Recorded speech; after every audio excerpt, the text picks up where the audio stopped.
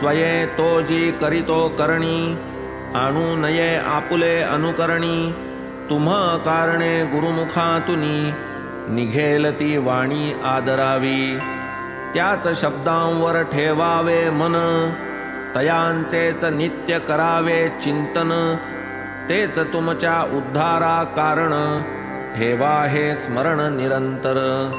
गुरु सांगे ते पोथी पुराण, ते तो तद्वचन स्पष्टीकरण।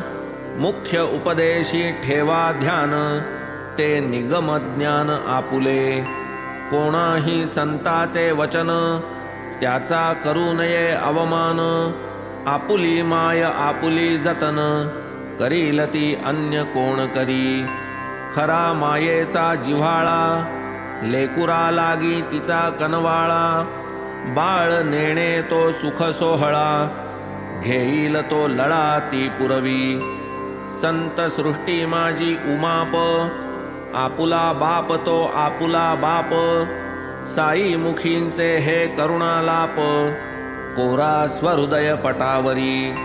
म्हणून साई मुखींचे वचन, तेथेच ठेवा अनुसंधान। अंती तोच कृपानिधान, तापत्रय शमन करील।